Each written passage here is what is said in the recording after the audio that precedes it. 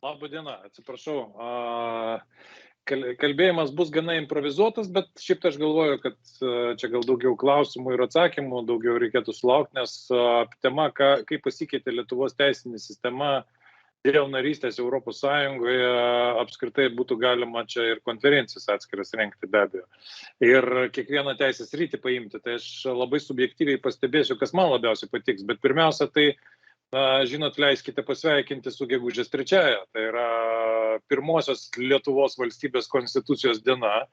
Aš taip drįsčiau sakyti, ir šiaip jau gegužės 3-oji ta teisinių idėjų materializavimo prasme galima laikyti ne tik tai šiuolaikinio konstitucionalizmo pradžia apskritai, bet ir ES pamatinių 3 principų, tai yra teisės viršenybė, demokratija ir pagarba žmogaus teisėms tam tikrą prasme pradžia. Tai iš tiesų čia mes turėtume kitą kartą nesikuglinti ir sakyti, kad nuo tada prasideda ES tiek fiziškai beje valstybėm integruojantis, tiek ir vertybiškai. Tai matyt, pagal tai aš ir dėliojau prioritetus, kaip pasikeitė Lietuvos teisinė sistema.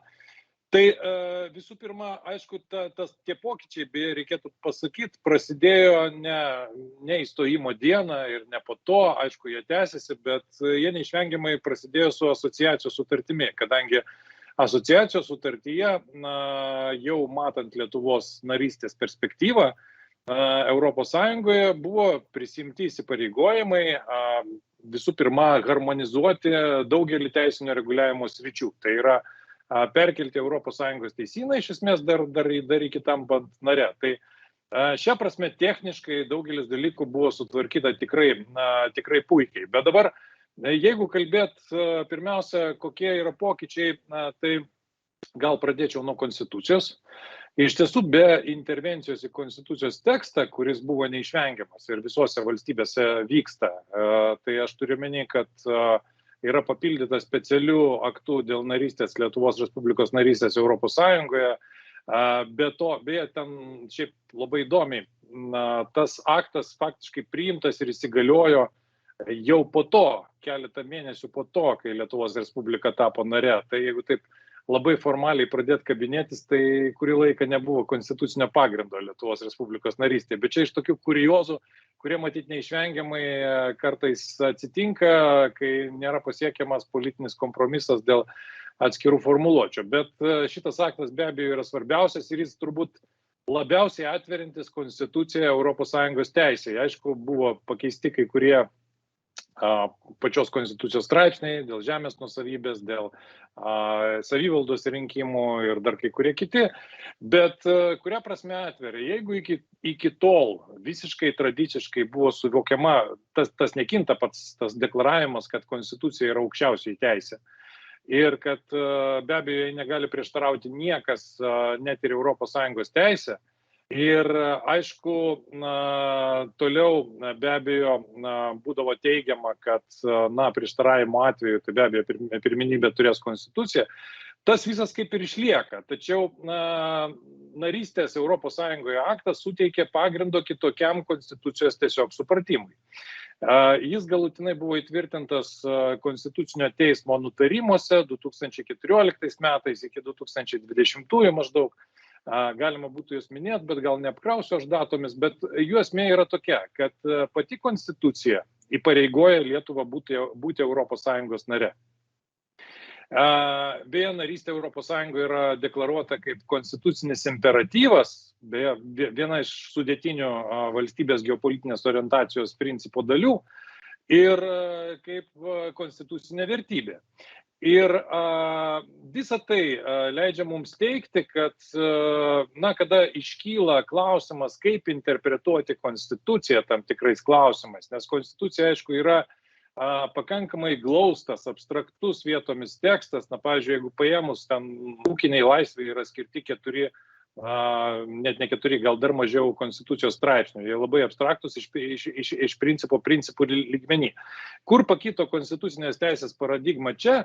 Tai jeigu konstitucija liepia valstybei būti ES nare, liepia dalintis kompetenciją sutartyse numatytose srityse, Tai nėra jokio pagrindo konstituciją aiškinti kaip nors kitaip, negu jau yra sureguliuota ES teisė. Pavyzdžiui, konkurencijos laisvė, žmogaus teisės, daugelis kitų dalykų, apskritai visos, kurios vienai per kitaip yra pasidalijamosios arba išimtinės ES kompetencijos dalimis rytis, konstitucijos nuostatos atitinkamos, tiesiog nėra pagrindo jų kitaip aiškinti. Nereikia konstituciją atradinėti kliučių ES įsipareigojimų įgyvendinimui, nes šiaip pati konstitucija liepia jos tinkamai vykdyti, nes narystė ES yra savaime konstitucinė vertybė.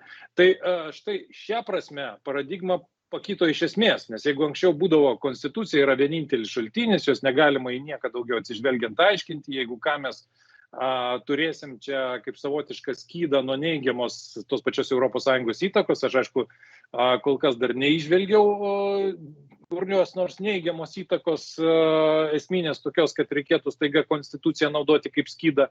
Tai iš esmės konstitucija pati liepia ir save atveria ES teisės aiškinimui. Tai čia vienas dalykas.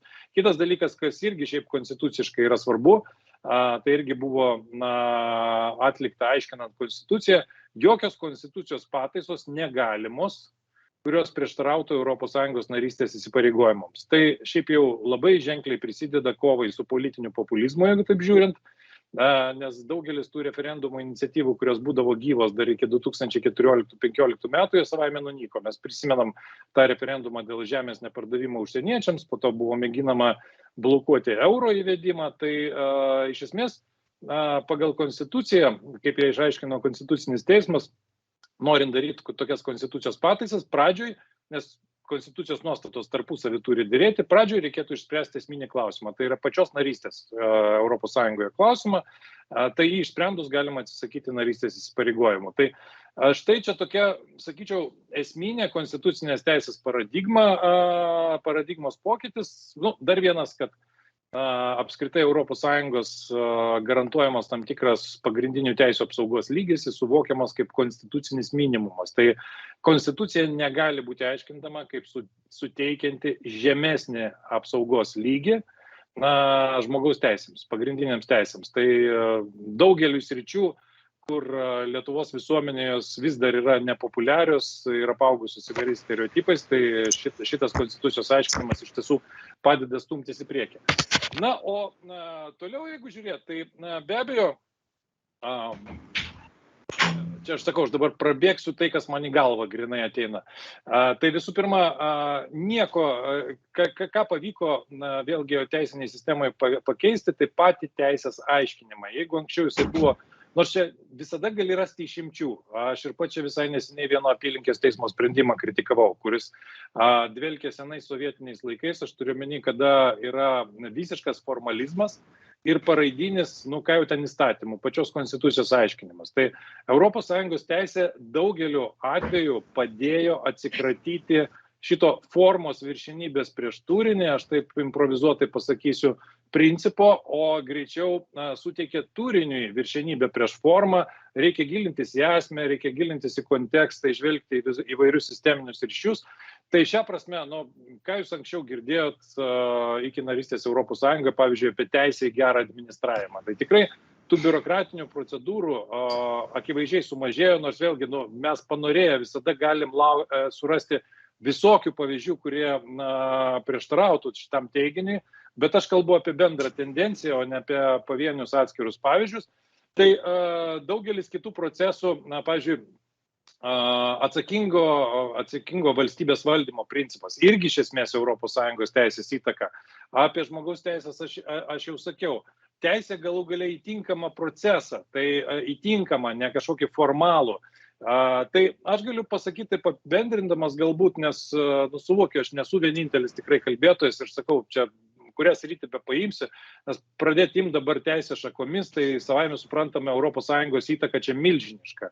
Net baudžiamajam kodeksui, kuris atrodytų labai toks nuo šalyje kažkur tai stovi, bet daugelis nusikalstamų veikų sudėčių iš tiesų yra perimama ir iš ES teisės aktų, įgyvendinant juos. Tai šia prasme, be abejo, nėra taip, kad viskas visada labai sklandžiai gaunasi, bet šiaip kiekvieną teisės šaką, jeigu paėmus, ne vien tik tai apie konstitucinę teisę kalbant, tai mes tą įtaką pastebėsim didžiulę. Ir iš esmės galima sakyti, kad, žinot, ko gero nebeliko ne vienos teisės ryties, kuri būtų bent jau netiesiogiai paliesta ES teisės. Aš jau nekalbu apie ten, kur reikia tiesiogiai taikyti reglamentus, kur mes nacionalinės teisės aktų, galima sakyti, jau ir nebeturim, arba kur reikia gyvendinti direktyvas, bet net ir principų lygmenį. Tai visi šitie mano minėti gero administravimo principai, galų galia proporcingumo principas,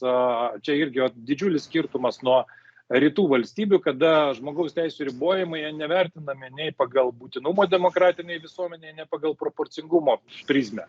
Tai iš esmės europinis supratimas davė tokią sampratą, kad žmogaus teisės riboti galima, kai tai siekiama teisėtų tikslų, konstituciškai svarbių tikslų, bet to vien nepakanka, vien tik tai tikslai nepateisina ribojimų. Ir čia tada atsiranda tai, kam labai pasitarnauja europinė teisė apskritai, gal ne vien tik tai ES, kalbant apie tokių kriterijų kaip proporcingumas arba būtinumas demokratiniai visuomeniai taikymą. Tai be abejo didžiulis poveikis institucijoms, bet čia aš nežinau, aš gal jau tikrai daugiau sustočiau, nes šiaip uždavinys apžvelgti neapžvelgiama, jeigu taip rimtai. Bet jeigu tai bendrai, tai aš manau, kad nepaisant įvairių pavienių neigiamų pavyzdžių, tikrai Lietuvoje atsirado daugiau teisingumo, tiek kuriant teisę, tiek ypač ją taikant. Ir kitas dalykas, čia aš leisiu savo paimprovizuotai pasakyti, jeigu nenarystė ES iš esmės, vis dėlto priverčia mus pasitempti, ištaisyti įvairius trūkumus, judėti į priekį galų gale. Tai jeigu nenarystė ES, dar negali žinot, čia aš paimprovizuosiu tarpukario tema, jeigu tada būtų buvusi ES ir būtų Lietuva, tai būtų tapusi ES nare, tai be abejo apie jokius perversmus šiandien nebūtume galbūt ir kalbėję. Tai šia prasme čia yra pagrindinis garantas iš tiesų, kad šitoj mažoj šaly, nepaisant įvairių neigiamų tendencijų, vis dėlto yra tai, kas sudrausmina ir leidžia neiškrypti iš esmės iš tų kertinių principų, nuo kurių aš ir pradėjau: teisės viršenybė, demokratija ir žmogaus teisės.